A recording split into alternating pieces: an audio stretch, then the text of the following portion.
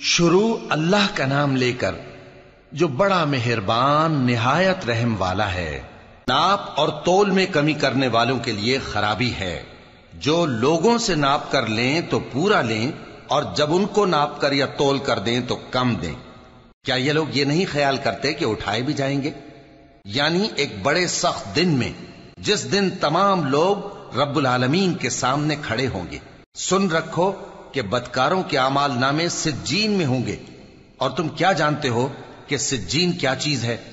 ایک دفتر ہے لکھا ہوا، اس دن جھٹلانے والوں کے لیے خرابی ہے، یعنی جو انصاف کے دن کو جھٹلاتی ہیں، اور اس کو جھٹلاتا وہی ہے جو حد سے نکل جانے والا گناہگار ہے۔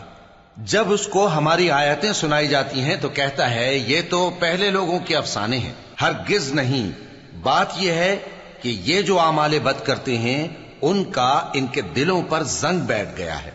بے شک یہ لوگ اس روز اپنے پروردگار کے دیدار سے اوٹ میں ہوں گے، پھر یہ لوگ یقیناً دوزخ میں جا داخل ہوں گے۔ پھر ان سے کہا جائے گا کہ یہ وہی چیز ہے جس کو تم جھٹلاتے تھے۔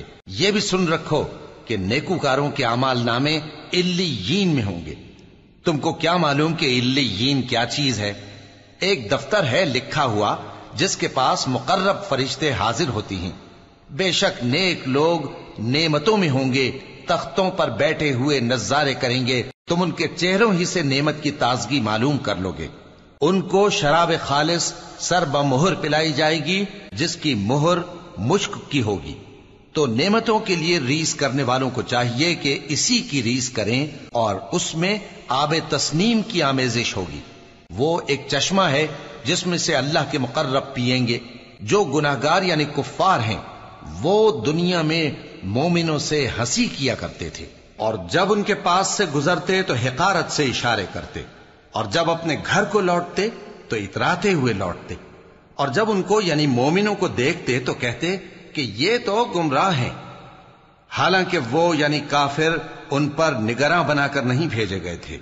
تو آج مومن کافروں سے ہنسی کریں گے کہ مسندوں پر بیٹھے ہوئے ان کا حال دیکھ رہے ہوں گے۔ آج کافروں کو ان کے کاموں کا پورا بدلہ مل گیا نا۔